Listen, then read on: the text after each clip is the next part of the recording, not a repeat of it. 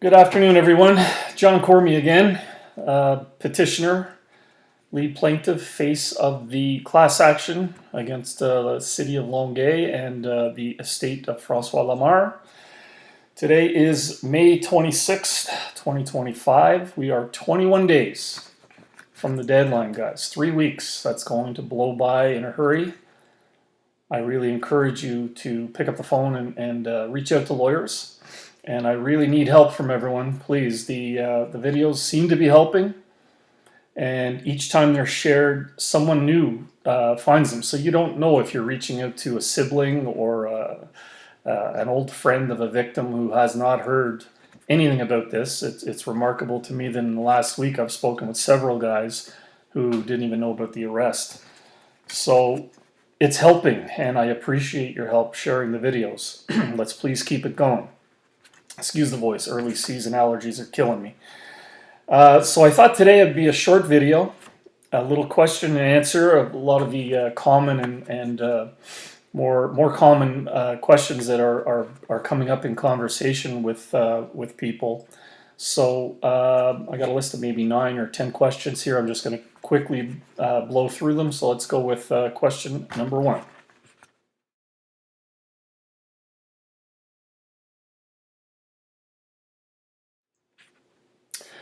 No, there is absolutely no cost to contacting the lawyers. There's no obligation. Pick up the phone, give them a call. You can do it anonymously to start to see how your questions are answered if you feel confident and you're happy with the responses you're getting. But I promise you, Pierre and or Emily, tremendous people, and they will help you. They're waiting for your call. They know you're coming. I've been alerting them every step of the way. So please give them a call. And as always, I'm going to leave their information at the bottom of the post. Question 2.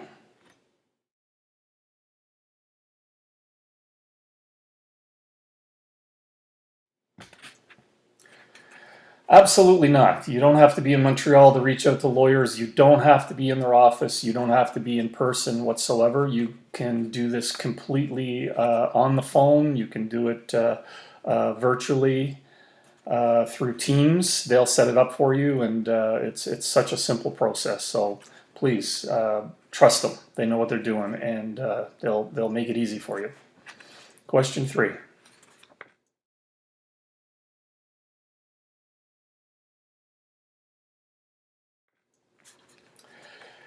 Sadly, yes, you're going to have to tell your story. It is, again, in confidence. Whatever you say to Pierre and Emily, it will remain there. As I've told several people, at the end of this, there's not going to be a published list of victims who came forward. If you want to share your story, that's entirely up to you. But no one is going to put it out and make your story newsworthy.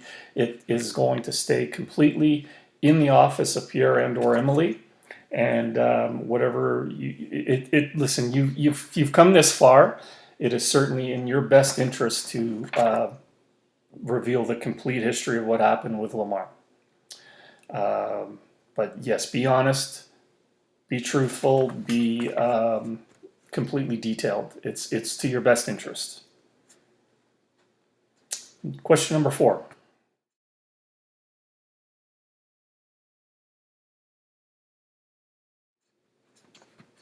Yes, absolutely. You can have a spouse or someone you trust to come along with you for support and comfort. I am the only one that cannot be included in the process. So if you've got a spouse or one of your best friends or someone you can rely on and have confidence in, certainly bring them along, have them sit with you during a Teams meeting. Absolutely encouraged and understood. Question number 5.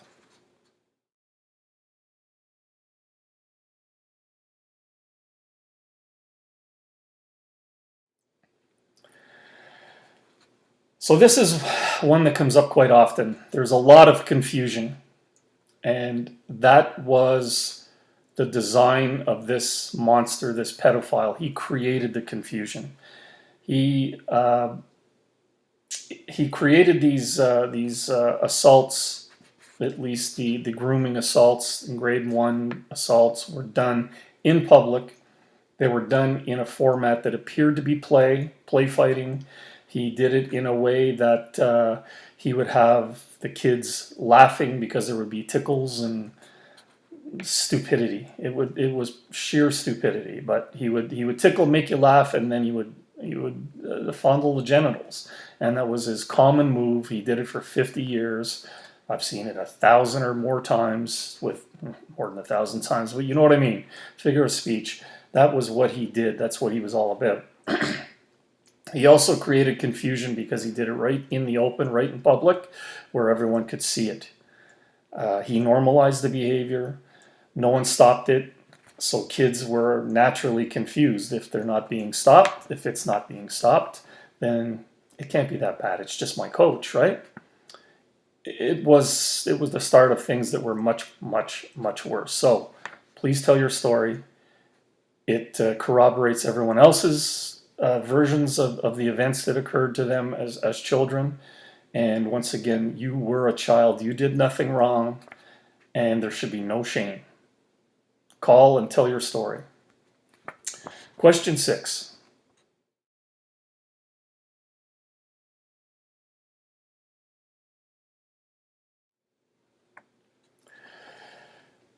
Yeah, another question that keeps coming up. They don't. Victims tend to minimize, and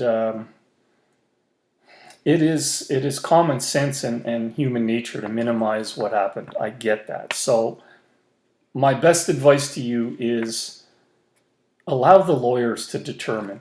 But the thing here that's most relevant is there is a legal definition of what constitutes sexual assault. And Emily summed it up perfectly in my very first video. So I think what I'm going to do is I'm going to insert her segment in here about what constitutes sexual assault. And what I want you to do is imagine current day if it was your son or your daughter that was being assaulted or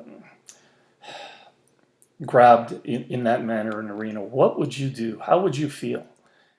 Sure, John. I'm happy to speak on that, and it's a great question. So, you're right. We're really talking about a very vast range of sexual assaults. I think it's helpful to remind people that the Quebec government defines sexual assault as all forms of sexual touching of genitalia, buttocks, thighs, whether it's over, under clothes, groping. Of course, there's masturbation, penetration, and voyeurism and such. But we've heard from countless victims that Frank would often play fight with children and use this as an opportunity to grab their genitalia.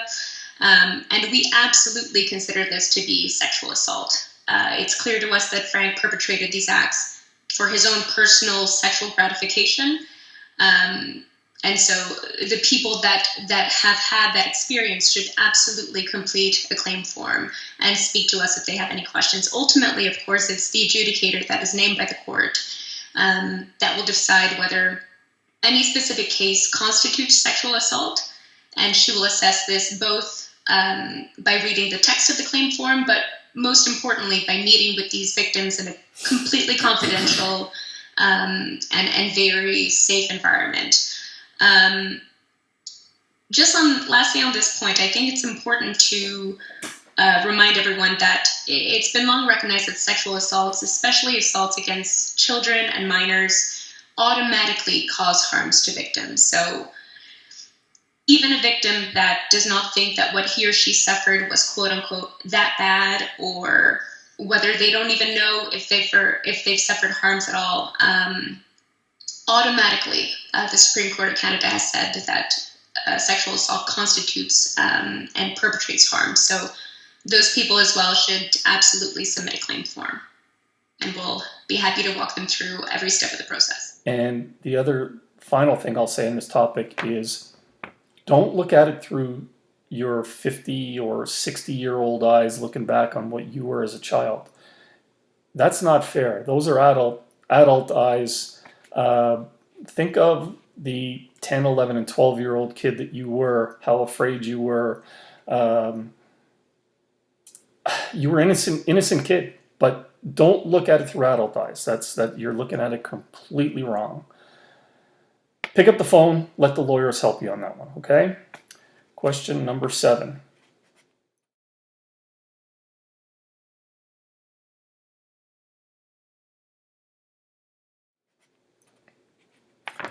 Well, some of the long-term effects of childhood trauma, there are many. And the longer you store them in your core, the worse it's going to get. It's going to have health effects. It can't be anything but health effects. It's got to get out of there somehow. This is not about being strong-minded. You are you're going to have trouble unless you speak about it and talk to a professional about it, and just you have to release it somehow. Okay. You have to expose it, and the trauma will slowly be released. And some of the byproducts, just top of my head,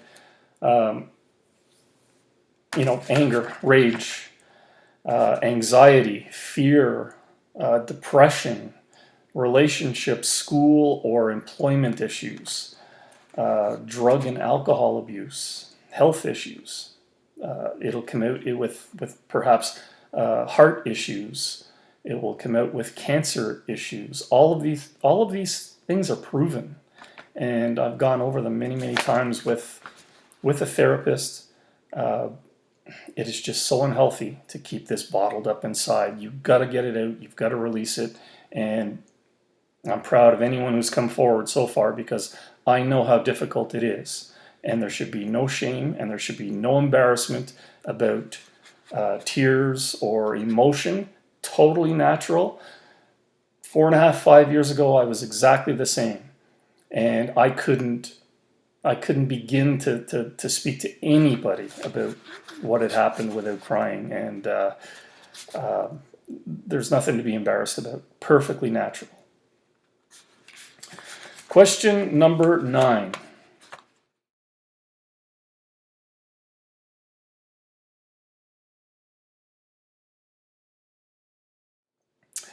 And here's another one that comes up more often than not, and it is, it's not about money. You're damn right it's about money. There's nothing left. This city, those police, those mayors, those councilors, those volunteers, everybody who worked in and around the arena, the town employees, they knew, they saw, they suspected. No one stopped it. No one helped. A couple of my assaults happened right in the arena, and a couple of city workers thought it was hilarious that I was chasing this pedophile around with a broken hockey stick in my underwear because he assaulted me in a dressing room. So, yeah, it's about money. And it's about taking care of yourself and getting healthy and having the money available for treatment. It's about the things that you lost in your life and not being able to perhaps reach the career goals that you desired, the things maybe you wanted to buy for your family or take your family on vacations. All of these things, you were set back in life because of your early childhood trauma by this pedophile coach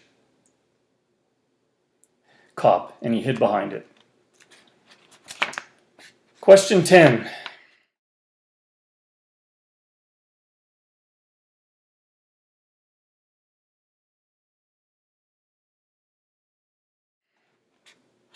Question 10 is something that I overlooked earlier. I'm just throwing it in now. Question 10 is another thing that continues to come up, and it is people don't want to take money away from other victims because they think perhaps they were not victimized as harshly or as brutally as some of the other victims who've come forward. Listen, it is not a competition. And there is no right, there is no wrong, there is no level, there is nothing like that, okay? Let me be very, very clear. You are not going to take a penny away from me or any other victim by you coming forward. That's not how these class actions in Canada are designed. The class action is going to take care of you and every other victim appropriately. I promise you. You're not taking a penny away from anyone. So please, please pick up the phone. Trust the lawyers. Trust what I'm telling you to be true. They are great people and they're going to take care of you. They understand this story. I've been with them 4.5 years.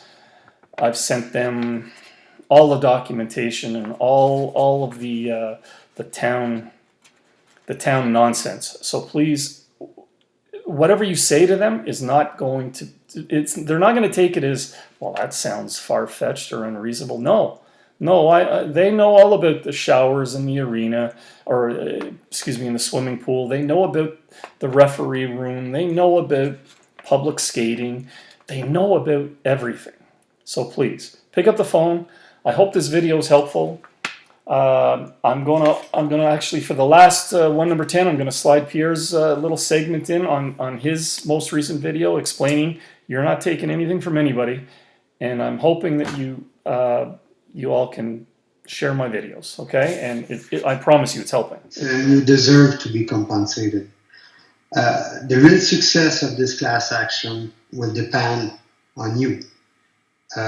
We hope that every victim of Frank Lamarre will come forward and be compensated. That's our goal. That's the goal of John. That's the goal of the court. That's the goal of everyone. And by doing so, you do not take money away from other victims. That's important because people think that, victim thinks that I did not really suffer a lot of damage and I don't want to take money out of victims that suffer more and things like that. That's not the way the settlement is structured. You will not take money away of any other victim. You will simply get compensated for the damage that you sustain.